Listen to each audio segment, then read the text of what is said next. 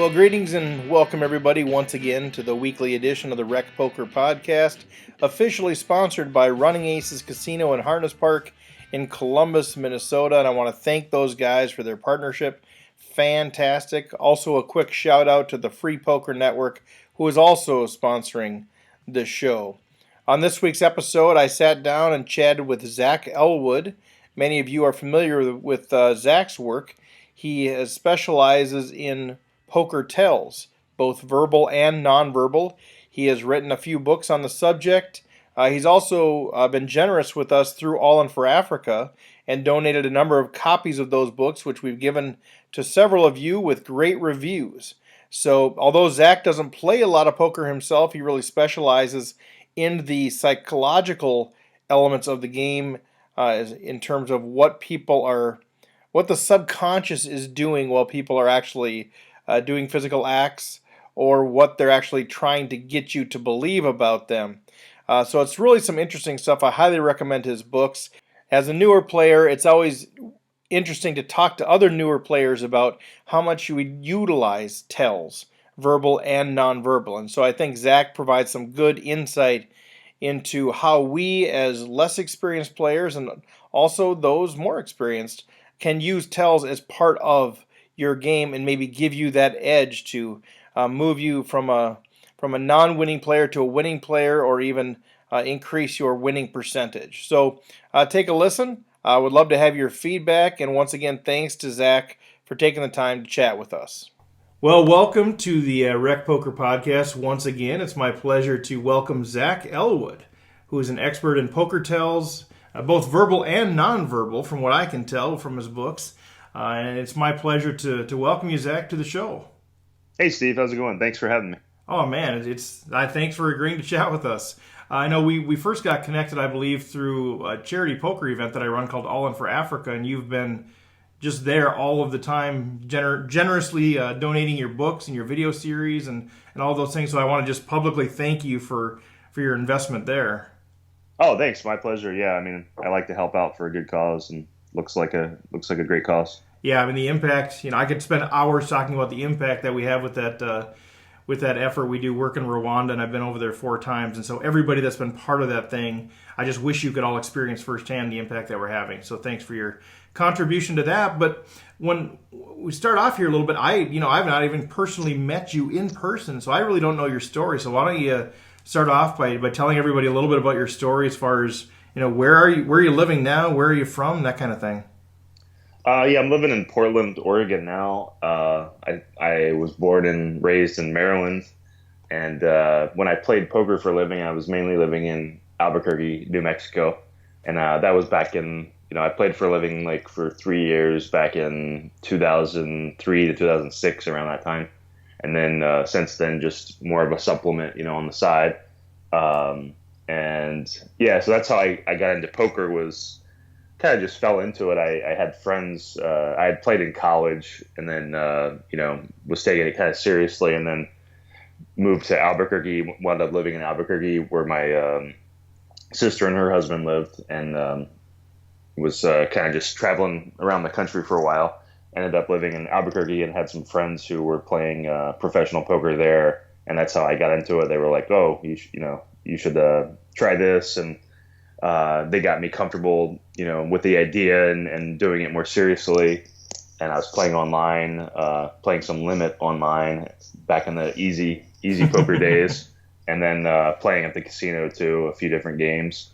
And yeah, that's how I got into it. And I've always had an interest in psychology. I used to read, my parents had some random psychology books on their shelf, and I used to read those when I was a kid. And so I was long interested in psychology as just an amateur psychologist, and that was one of the things that interested me in poker was, watching people and taking notes on people. When I set up games, I used to set up games in college, and I would keep notes on everybody's, mannerisms and stuff, just as a fun thing to do. Oh, interesting. Yeah. So then so that's how it all kind of came together. And then, I was always thinking there were, the work out there on poker tells wasn't that great, back when I was playing back in 2006 area. But I was always thinking somebody would write a better poker book, with the poker boom going on. But Mm-hmm. then, in my opinion, it never really happened. So, years later, in 2010 or so, I got the idea to work on a Poker Tells book and worked on it for a couple years. And that's what led to the first Reading Poker Tells book. Yeah, I saw it was released in 2012. Very, very well done. Nice book. And so that was kind of a culmination of all of these years of observing and from an amateur psychologist perspective saying, all right, let's put something down. I think there's an audience for this. And what did you find? I mean, how was the book received? Yeah, I had you never know how something's going to be received. I wasn't like, a any kind of name in poker or anything like that. So, it could have gone either way. It could have been like people ignored it or people liked it, but people really liked it and responded to it. And I had a lot of good reviews and sold a lot of copies. And so that was encouraging. And then that led to me being like, well, can I do anything else in this area? And that's what led to the Verbal Poker Tells book and creating the video series. And I ended up working for a couple World Series of Poker main event final table players, consulting for them, and so that was an interesting experience. And then I wrote for Bluff magazine for a while, so I had a few interesting educational experiences, and I was playing too, of course. So yeah, it was interesting. It was great to be encouraged in that. If people weren't as enthusiastic about the books, obviously I would have had less incentive to, Right. to keep going. Right. The garage is full of them. It seems like, well, I don't really need another garage full of them. Right. Exactly. But no, that's great. I mean, everybody that I've talked to, like I've mentioned, you donated books and we've given them away and people just love the books. And, once in a while we'll throw one as a splash pot and people are like, man, I want that book. They go after the pot like crazy. So It's got a pretty cover. It's kind of fun. So the first book was Reading Poker Tells, which was, I would say, broader, covering a lot of verbal and nonverbal. And then the second book went more into specifically verbal poker tells. So was the rationale there that you felt like that was a more unexplored topic, or did you have more of an interest in that area, or was there more just unsaid there from your perspective, or why did you choose to go down that specific road for the second book? Yeah, it was. I wanted it to be something. If I was going to work on something else, I wanted it to be something new and something unexplored, because I feel like I'm not the kind of guy that just do another book for do another book's sake. I wanted it to be interesting, and I felt like the verbal stuff was, nobody had really delved much into the verbal stuff at all. Like, I felt like the verbal stuff I put in my first book, Reading Poker Tells, was, more than I'd seen done on it, and that wasn't even that much. So I was like, I think that's a whole area where there could be a lot more study. And I ended up working much harder on that book. Like, I worked for 8 months straight, full time on Verbal Poker Tells. Like, it was much longer than I expected to. Like, I expected to spend a few months, but it was like full time, eight months. And it was a lot of like collecting.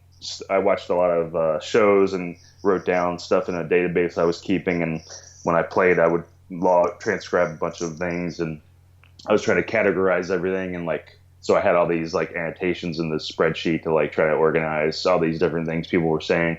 And so yeah, it took a while to collect this stuff and then write it all and try to organize it all. But yeah, I thought it was something that hadn't been explored. To answer your question, it felt like it was very very minimal stuff out there on it.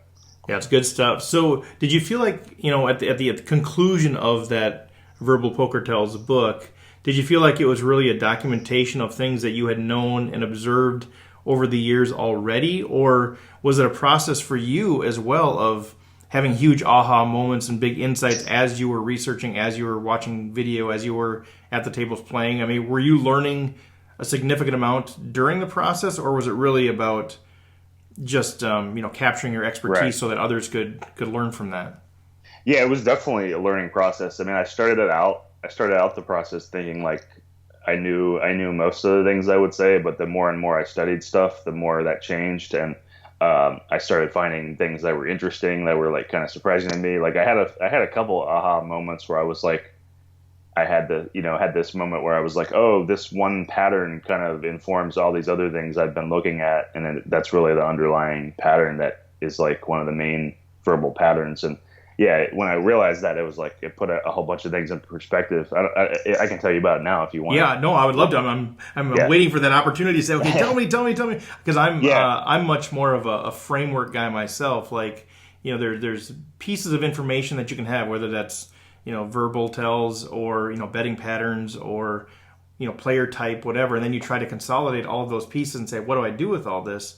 But I believe if you can somehow develop a construct to think about things, I think that's a great starting point. So if you've got some aha moments in terms of those, I'd love to hear those overarching things. My main the main aha moment in verbal poker tells, and these kind of things, it's kind of funny because it's like some of it can be quite obvious in hindsight. You're like, oh, why didn't you see that? But it's like it wasn't obvious, and it wasn't obvious to me, and I don't think it was obvious to anyone else, maybe somebody.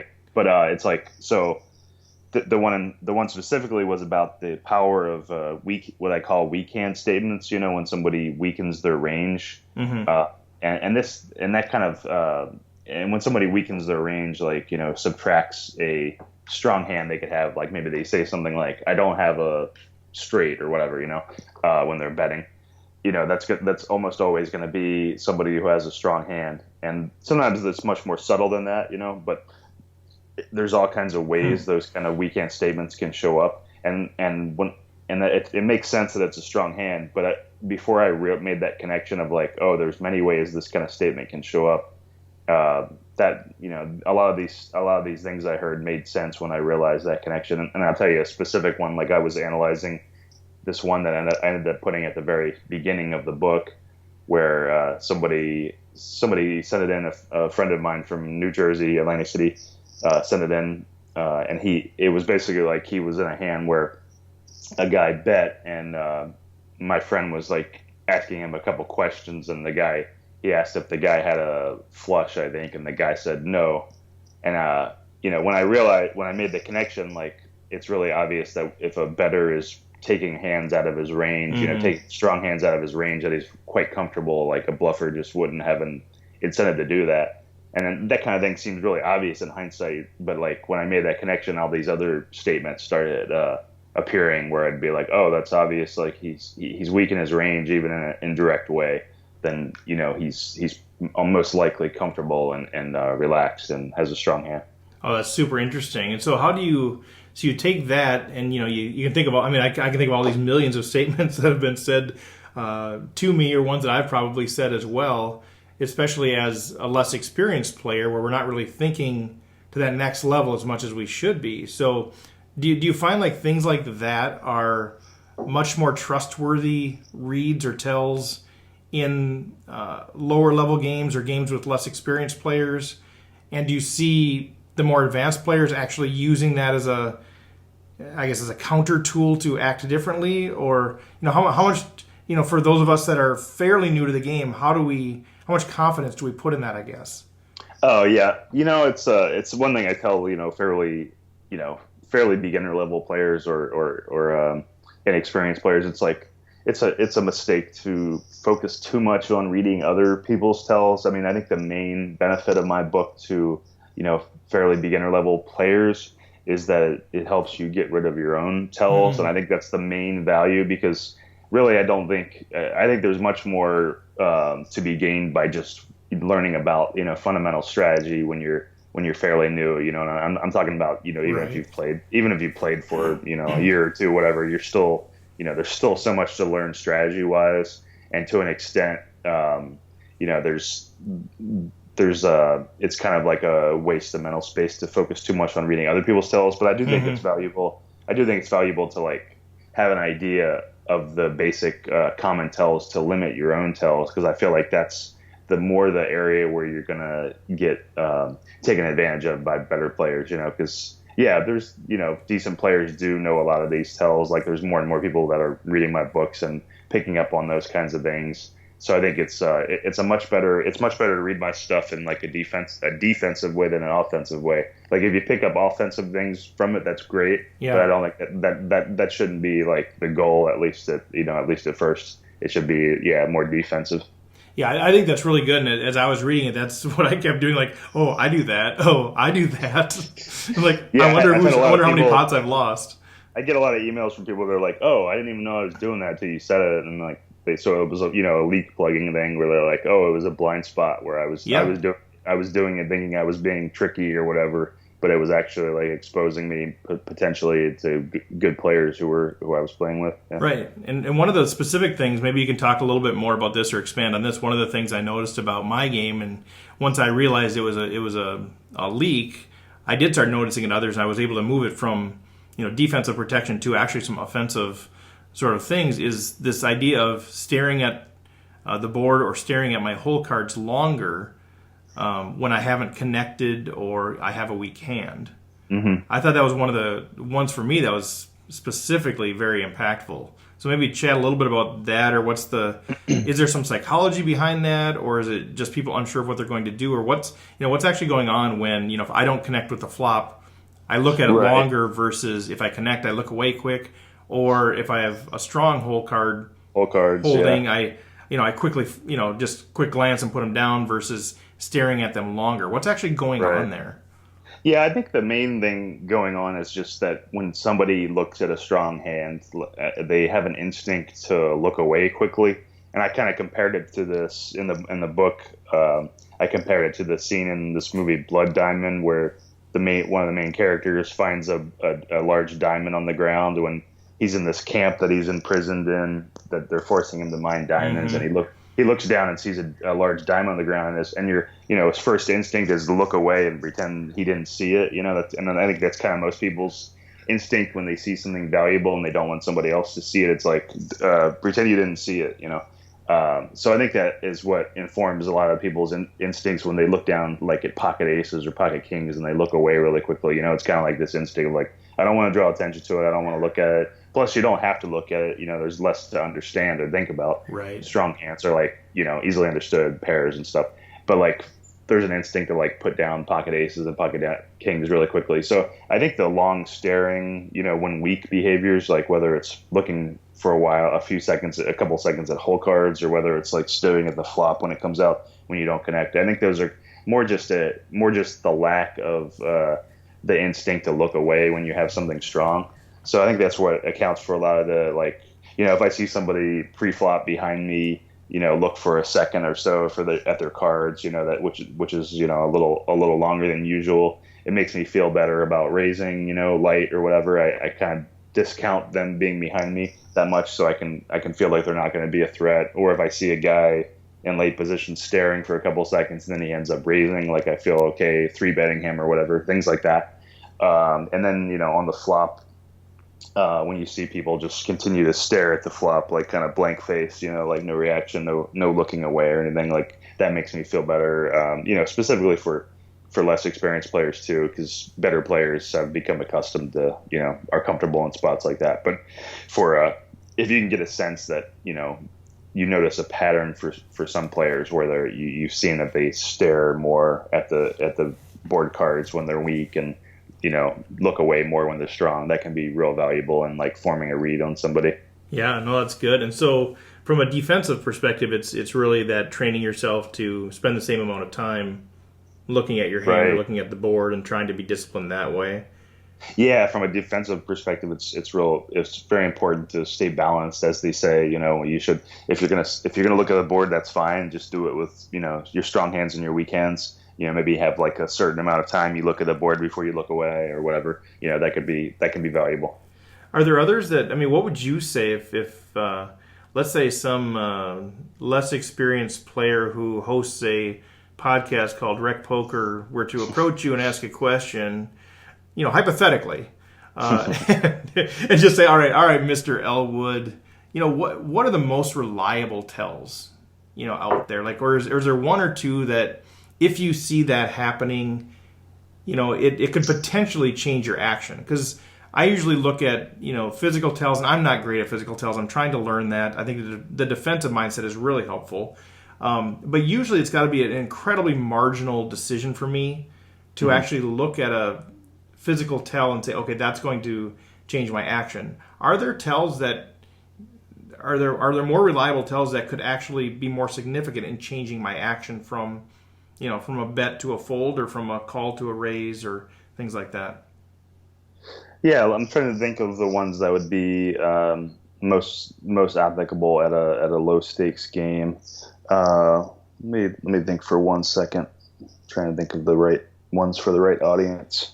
I know, yeah, I know. There's audience all over. I know one question I would have while you're thinking about that. I'm just putting you on the spot, so I didn't prepare you with questions. Oh, no problem. No, it's all good. But one that I feel like is pretty strong is the old look at the chips quick thing.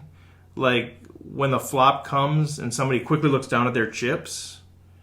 I feel like that's fairly reliable and almost to the point, but again, I just don't know. Are there ones that I can really count? I'm not people aren't going to sue you for saying this, but like ones that I feel like, okay, wow, I was just planning on folding, but based on either that speech he gave or his genuine irritation, as you call it, or some of these things that might change me to go, all right, I'm gonna make a play here. Right. Yeah. I mean, actually, the glancing away from chips, that wasn't one I actually wrote about. Caro liked that one a lot, and I actually agree with him that people are like to glance at their chips when they hit. But I don't think it's super strong at the same time. Like it's not one that I really rank as that strong. Although I do agree with them. It's a general pattern, but just want to throw that in there. Good. Okay. Yeah, but I recommend Caro too. I don't know if your listeners have read Mike Caro's book, but that's considered a classic, and it's very very worth reading. I would read that as a good basis too before reading my stuff. Okay, so yeah, as far as very reliable tells, the main disclaimer is, of course, poker tells are the best thing to do is to get a sense of someone's general patterns first. Like it's obviously important when behavior varies a lot to get a sense like, oh, this guy, I've seen this guy do this, this thing with a certain hand strength a couple times, and I've seen him do the opposite with the opposite hand strength. So, obviously nothing's a sure bet, but I'd say as far as like most applicable at low stakes games, I would say like defensive chip handling is one, and this is where it can be very obvious. Like, let's say you're getting ready to bet and you see your opponent, touching their chips as if they're going, interested in calling. That can be a quite obvious one, and a lot of people are familiar with that. But I think it also can show up in like much more subtle ways, like where, let's say you're thinking about betting. It's your turn to bet on the river, and you see your opponent just kind of subtly like set his hand near his chips or something, or like place his hand over his chips, or just start riffling his chips. More subtle things like that just kind of like can be unconscious kind of indicators that the person's a little bit defensive, and not comfortable. I mean, it doesn't mean that they're still, they still might call you. So there's never any, even if you make an accurate read that somebody's defensive and weak, it doesn't mean they still won't call you. So right. It's limited, but it can help you if you think an opponent's, if you can rule out that an opponent's that strong, that can be quite valuable in making up your mind to bluff if you're on the fence about it or whatever. But yeah, because I use that one a lot because I'll see people, in the games that I play, especially, if I'm going to make a bet and they'll grab their chips because they don't want me to, it's sort of this, they're trying to scare me into checking. And so internally I'm constantly going, just continue, don't pause, keep going. But I've actually used this twice in huge pots where I've used the opposite because I see them do that, and I like flop the nut flush or something like that, or I flopped a full house, and so I just paused because I want them to realize it worked. Like, oh, you scared me into not betting, and then I'll go ahead and bet, and they'll raise me. And so if you can use that in so many different ways. If you sense that people are doing that to try to scare you, and then if you have the made hand, you act scared, you can really get paid off well there. Yeah, and besides the chip handling, it kind of fits into a general pattern of people who act in unusual or agitated ways when they're waiting to act are going to be weak in general. It kind of fits into that kind of thing. Like say you're thinking of betting and somebody's behind you waiting to act. If they're usually anything unusual that they do will usually be a sign that you can at least remove the strongest hands from their range, because if somebody's laying in wait for you with a strong hand, they're usually going to be very calm and very just waiting for you to bet. But so a lot of things people do, like staring at you or like moving around a lot or like slamming chips down, things like that. Just like little subtle acts can clue you in that that person's probably not. At the very least, you can say it's unlikely they have the strongest hands because they wouldn't be acting those ways. They'd be more mentally focused for one thing. A lot of the tells are like of telling when somebody's focused or not focused, because with strong hands people are usually more keyed in and more focused and thinking through the hand. So a lot of the most important tells are related to this sense of like, is this person actually mentally focused? Are they a little bit stoic because they're focused, or are they like not focused because they're weak and defensive and are doing unusual things while they're waiting to act. I was going to say another very common one in low limit games is immediate calls. Yeah. And that's when, for example, like say you continuation bet on the flop and somebody quickly calls you. That's very useful in ruling out the strongest hands. They're usually going to have, medium strength hands that they're a little bit defensive with. And just because if somebody has a strong hand, they're not going to, they want to think about it. People with strong hands want to give the situation some thought. So it can be very useful when somebody, makes a quicker than average call. Like it doesn't even need to be that quick a call. Like in tournaments, people can take quite a long time sometimes to call. So if somebody calls after a few seconds, that could be like considered an immediate call because it's unusually quick in that situation or for that player. So that those can be very valuable, ruling out the strongest hands, which can encourage you to, continue bluffing or whatever. So it's all about hand ranging at that point. You got your opponent on some sort of a range, and if they call Right. quickly, maybe you can take out some of the top end of that range, and maybe take out some of the bottom end of the range too, right? 'Cause Yeah, probably, if they were super weak, they'd probably have to at least think about exactly what their action is too. Yeah, so it kind of it can be useful for putting people in this medium strength Yeah. range. So you've eliminated the more thoughtful hands, and sometimes this comes up pre-flop too, where like say you 3-bet or 4-bet a player who raised and they call fairly quickly. Like that's usually going to be like pocket jacks or pocket queens. It's a Right. hand that they don't.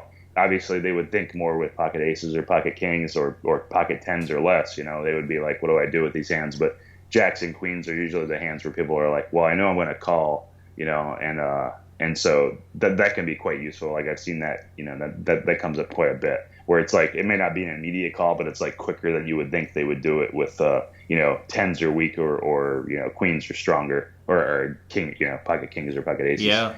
So it puts them around that medium strength, in that situation, that kind of range. No, that's really good. And I think, I've talked about on the podcast a few times, my overall framework, like we've talked about, is, it's really about range versus range, play. And so to the extent that, poker tells, verbal or nonverbal, can help change that range. I mean, that can give you the edge that you need to go deep in a tournament. Oh yeah, it can be very valuable. Yeah, I mean those kind of quick timing tells come up a lot in tournaments. Those are pretty rampant. So what do I do with the guy that really hasn't been doing this a lot during the tournament, but all of a sudden during a hand starts like staring at my chips or looking at them fairly frequently, and it doesn't feel like he's just trying to get a count. I mean, he knows roughly what I have in my stack, but for whatever reason, he's making it a point. He almost looks like he's making a point to like look at my chips. Like almost my read on that is like, is he trying to intimidate me in some way? Is he actually weak, or is this more of a subconscious thing where he's eyeing my chips, imagining what they'll look like in his stack? I mean, well, is it yeah, it depends on the I think it depends on the context. Like right. if he ends up betting after that or raising like that, then I feel like then I'm worried because that's kind of a goading behavior from him for somebody to eye your chips and then raise. It's kind of a goading behavior, which is goading is tied to like being relaxed, because bluffers are usually not going to like make you kind of like challenge you in that way.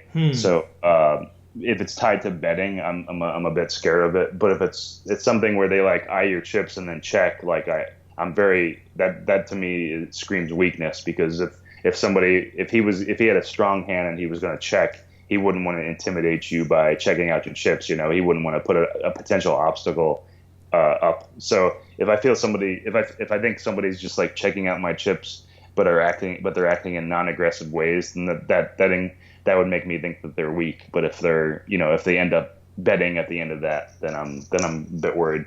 Interesting. That's really good. Okay. So what do you think about shades? People wearing the sunglasses at the table.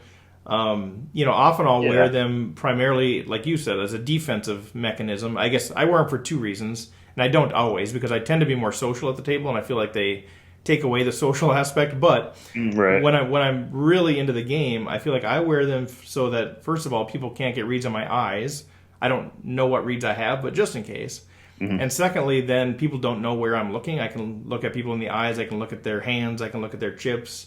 Mm-hmm. I mean, what's your thought on either wearing shades yourself, or is there any tells from people that are wearing them, when my opponents are wearing them?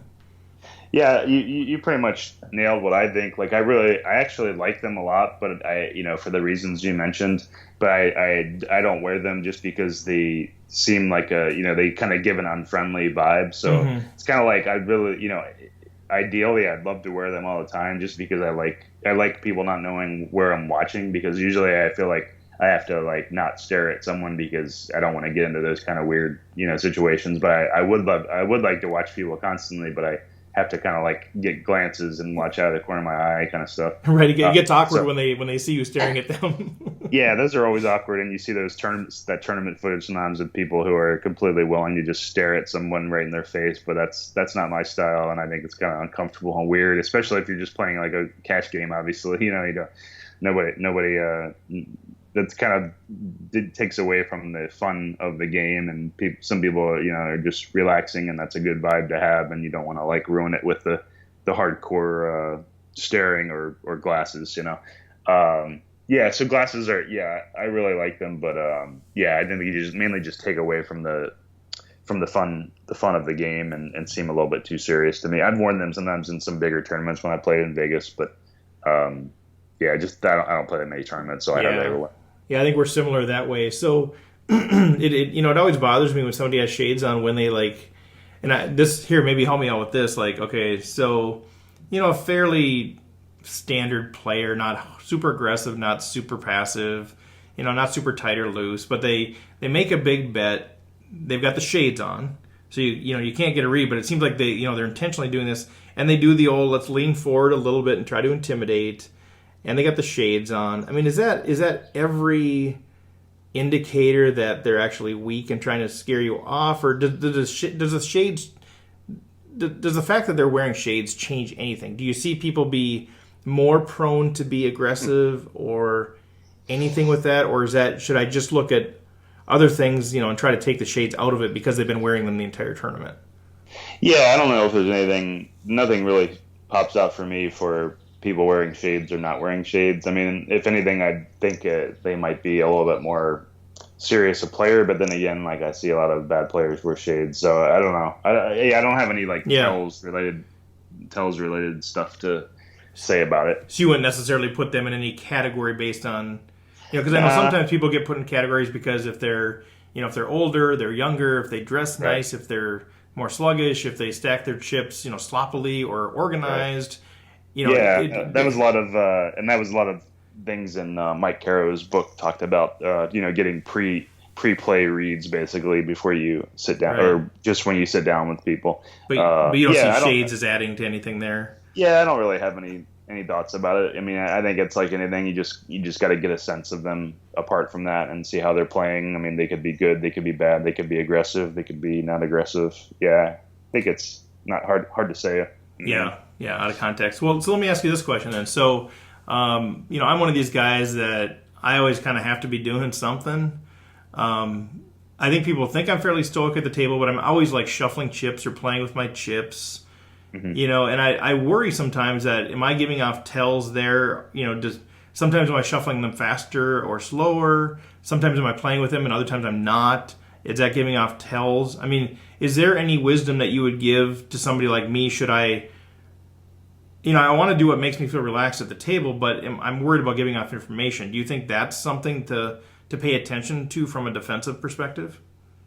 I think as long as you're doing it consistently, I think it's fine. I mean, there's many people who shuffle, riffle chips constantly, and I think that's fine, because they're doing it no matter what. I think it only, honestly, I think it's not likely to give you a tell if you're doing it frequently, just because people are going to notice that you're doing it frequently, and so it's not going to result in any reads. But I would say the one thing that the couple things that can show up with that is sometimes I've seen, when someone's if you're like, say you bluffed and you're riffling chips, and then a player is thinking about calling you, sometimes people's speed of riffling will slow down, right, or they'll stop, and like just being uncomfortable. I would say, as long as you're not doing stuff like that, you'll be all right. Where it's like somebody might be like, oh, he stopped riffling his chips when I was getting ready to call. He's weak, or he slowed down and seems uncomfortable. Right. That's what I worry about. I'm doing. I don't think I'm doing that, but that's what I worry about. Is am I giving away information that when I'm not even realizing it? Yeah, if as long as as long as you are aware that can happen, and you're making an effort, and you think you're not doing that, you're probably fine, in my opinion. Yeah. Okay, cool. I want to shift gears pretty soon here to talk about some of your videos and the new book I know you have coming out. But I had one more question for you, kind of along these lines. And I do play a lot of the smaller tournaments, the weeklies, up to like the 280s, that sort of thing. And I know in your book you talked about real smiles versus fake smiles and what that might mean. Mm-hmm. Can you talk a little bit more about that? That's because it tends to be a more chatty environment, at least. Maybe half the people at the table are kind of chatty and that sort of thing. You're just having regular conversation, and then you have this notion of, people that seem all of a sudden they're putting on like this fake smile, and you're like, okay, what is that all about? Right. I mean, it's a pretty obviously subjective thing to try to like determine a real smile from a fake smile. Like, it's kind of, I mean, sometimes for sure that somebody's like has a very genuine smile. It's very deep and affects their eyes and stuff. And Yeah. but it's generally pretty hard to give advice about that, because the difference between a fake smile and a real smile is pretty hard to tell for most people. But is there any subtle psychology behind that though? So like, let's say just because I'm pretty chatty and pretty social, and a lot of these guys you play with, quite a bit, and pretty soon they have this face. They're like, okay, I don't recognize that face. Like, that's a smile. Is there psychology behind that? Do you feel like, and I know it's all dependent on the person, all that thing, but is that generally a sign of somebody hiding something, or is it just a general sign of nervousness, which could be they're weak or they're strong, or it's just they're making a face that doesn't seem comfortable? Right, like you mean the more fake, forced looking. Yeah, like the fake smile thing. All of a sudden, they're like, you're having a conversation, you get into a hand with them, the conversation continues, but they don't feel like they have a natural expression on their face anymore. I feel like they're just kind of feigning interest, or feigning a smile, or feigning a laugh. Right. I think it's it can be tough in those situations, because for one, like when conversations are going on, like sometimes people feel like forced to talk, or they want to stop talking, and I think that leads to like a lot of the forced smiles I don't think are that meaningful, because what happens is I think a player with both strong hands and weak hands can have a motivation or a reason to look kind of like a little bit uncomfortable, like it's why I say, like, I don't think a lot of the subtle or seemingly fake smiles won't be that meaningful. Okay. I think, but I do think what is meaningful, if you can definitely tell that someone has a genuine smile, that can be very meaningful. I mean, that's very meaningful, because it's so hard for, if we're just talking about bettors too, like somebody making a decent sized bet specifically, like somebody who's bluffing, it's so hard for them to fake a genuine smile. So if you can actually read somebody as like, oh, that smile just looks so loose and dynamic and is not just like pasted on.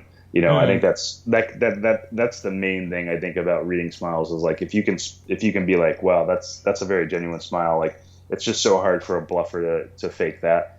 As far as like, the more uncomfortable smiles, those are harder to read, I think, because I think sometimes like somebody who has a strong hand can just kind of like paste on a smile, and they're fine doing that, even though it looks uncomfortable, because they might have a motivation to seem a little uncomfortable, so they're just kind of like acting a little weird or whatever. And Right. then you might have somebody who's actually bluffing and uncomfortable, and they have an actual uncomfortable smile. So it's kind of hard to read those. I mean, there's also the factor too of like when somebody is in. I think quite a valuable pattern is when somebody is waiting to act and hasn't been a better yet. If they're like let's say it's a multi-way on the flop and they're waiting to act like they're last to act, and they're like laughing or smiling or something, like it weakens their hand range, because if they actually like flopped a strong hand or something, like most people have an incentive or they have a motivation to stay stoic and focused,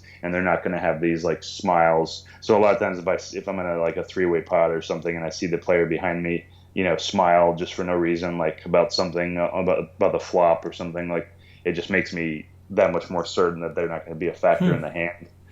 So that's kind of like waiting for action tells, like from non-bettors, can be useful too, of like showing that person's probably not really that focused on the situation.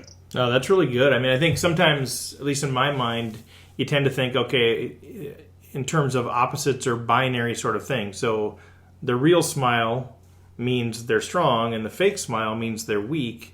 And what a good insight from this conversation is, not necessarily, you can't necessarily just take the opposite side. Whereas, I guess what you're saying is, the real genuine smile is typically going to be a sign of strength. Mm-hmm. Whereas the fake smile doesn't necessarily mean anything. Right. I mean, it can mean something. It can. It's kind of like a lot of these behaviors are kind of imbalanced as far as like what thing means the most. Like, for example, like when we were talking about long looks at hole cards, like it's quite meaningful for somebody to look for a couple seconds at their hole cards. It's usually going to mean they're on the weaker side. Or medium strength, but like it doesn't mean much for somebody to look immediately at their hole cards, because people generally look all the time very quickly at their hole cards. So it's kind of like there's usually, with most tells, it's kind of like one thing means a good amount. One part of the behavior can be quite reliable, but like the lack of that behavior isn't going to be very reliable, just because people are more balanced on the other side. So right. That's kind of the case with a lot of tells, where you'll be like, yeah, it's kind of getting away from the binary idea of tells and being like, well, one of these behaviors is quite imbalanced, but like the opposite or the lack of that behavior is much more balanced, with people. So it's kind of like understanding that helps a lot, where it's like, it prevents you from getting into situations where you're like, oh, he's not doing this, he must be the opposite hand strength. Right, exactly. And that awkward smile in my case might just be, Fredlund, shut up, I'm in a hand. Yeah, that's the other factor. I'm smiling at you because I'm trying to be nice, but will you please just shut up? Yeah, the other factor that comes into play is like, is the behavior like induced by something? So a lot of times, like, it's kind of hard to read stuff where there's a conversation going on, because people feel like an incentive to keep talking or to smile or whatever. So those can kind of like, those things really muddy the waters, where it's like somebody is inducing the behavior or causing it. It kind of throws another wrench in the works or whatever to when there's those kinds of outside factors going on. Right. Well, let's shift gears. So we've got Reading Poker Tells by Zach Elwood. We've got Verbal Poker Tells by Zach Elwood a couple years later, and now here we are 2-3 years later, and there's something new on the shelf for people to read. What do we got going? It's called Exploiting Poker Tells, and it's my third one and final one. It's my final one in the trilogy, completing it. And it's supposed to be more of a focus on practical ideas about reading tells, kind of like the stuff we've talked about in this, where it's like my first book was a little simplistic on like, this usually means that kind of thing, but this one has a lot of hand histories and talks about like the actual factors in a hand, where it's like, okay, this thing happened and this thing happened, and because of that, this is probably the case. Looking at a much more situational and real world kind of approach. So that was the goal with this one. Yeah. Cool. So now is it already out, or is it just on pre-order, or? Yeah, it's out now. Yeah, you can get it on Amazon. You can get the ebook on my site, readingpokertells.com. Sell the ebook, including the Kindle, on my site. Sweet. And talking about your site now, that's where you house all your videos as well. So talk a little bit about that, because I think to me that's where the gold is I can read about this and say, oh, okay, well, this person has a sort of a stretched smile, and I can try to visualize that, but to actually see it and go like, oh yeah, I've seen that before. Talk a little bit about your videos and how that can be used to improve your game through tells. Sure, yeah. My videos are at readingpokertells.video. It's a different Okay. instead of .com. Yeah, that's what they are. Yeah, so in 2015, I worked on. I've actually partnered with Windy City Poker Championships in Chicago, and they shoot a lot of video of cash games and tournaments, and I used a lot of that footage in the course, and I studied, took notes on a lot of their footage, and made very focused videos about specific behaviors, and included a bunch of examples. I think the main use of the videos is, it's one thing to read about them, but it's another thing to see examples of them, how they play out. And I think that could be, that can be very valuable, because some people are very, visual, and obviously poker tells are a very visual thing usually. So yeah, I think those have been. I'm quite proud of those. Those are quite time intensive to create too, because it requires looking at a lot of footage and taking a lot of notes of like, here's here's a similar situation, here's a similar behavior, and here's how it played out in different spots.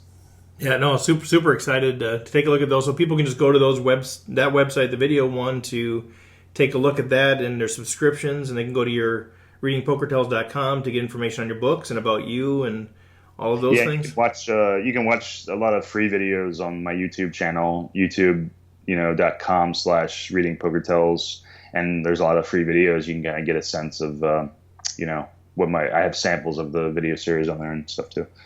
So have you already started thinking about a next book, or are you looking at expanding the videos, or what's kind of next? Not that you can't just rest, but is there a next thing that you want to personally explore or share with the broader community? Yeah, I think I'm pretty burnt out on the poker stuff right now, and just because I've been thinking about it for years now, and it's kind of worn me down. But I think I'm going to, if I do something in the future, it'll be adding videos to the video series and maybe writing an occasional article or blog post. But yeah, I think that'll be the extent of my, what I do with Poker Tells from now on. It'll be the occasional video or the occasional article or blog post. Yeah.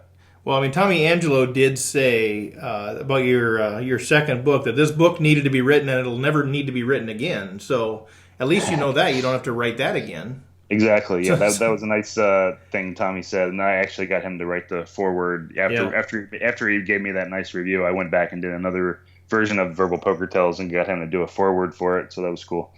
So now, how much do you actually play, or what does your world look like? When you're not creating content here, are you do you play quite a bit? Are you cash only? Do you play some tournaments? Are you doing anything with the World Series of Poker, which is just around the corner? Kind of what's your poker life look like when it's not creating content?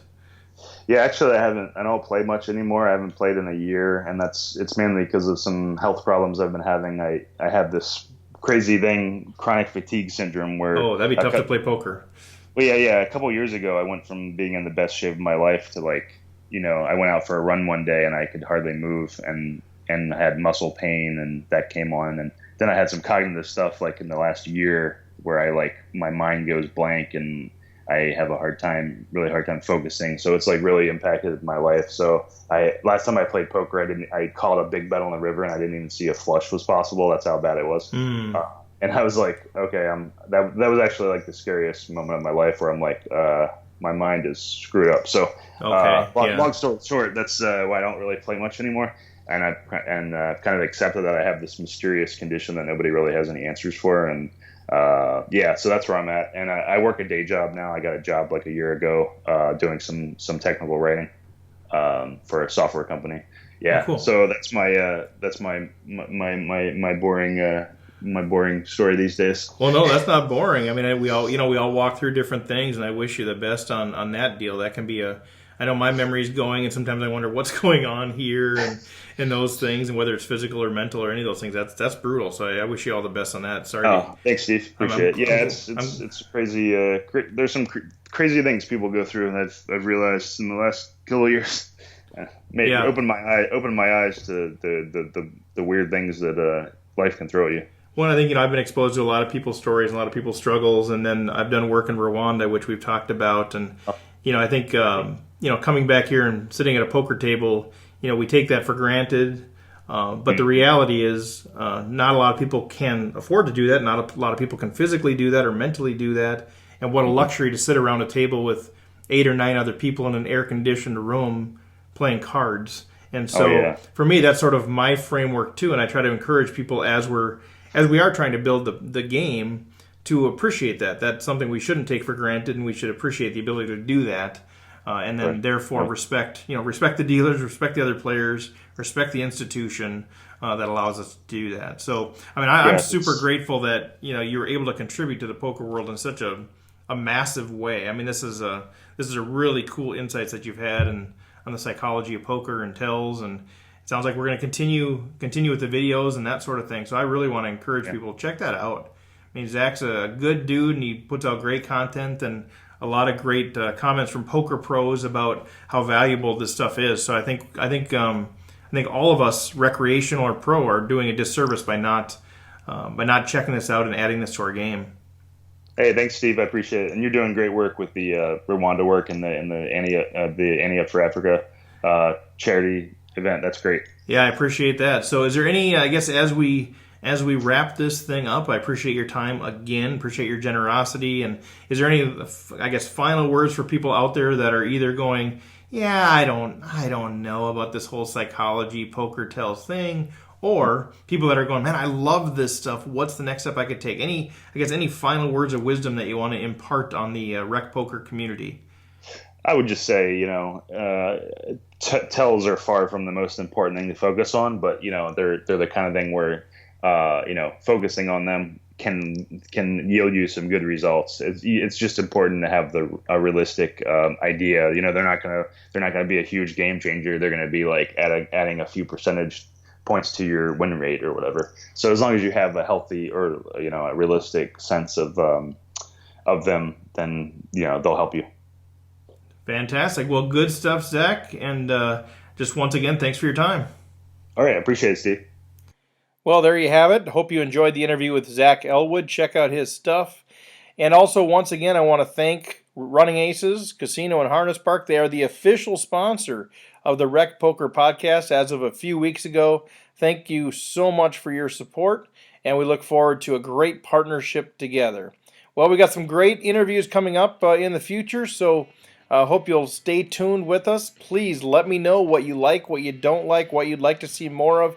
You can email me directly at stevefredlund@gmail.com or follow us and make comments out on Twitter at Rec Poker or the Facebook group Rec Poker. We appreciate all of your support, and for those of you who have given us the great encouragement that you have, thanks so much. It means more than we can say. So with that, adieu, and we will chat with you next week.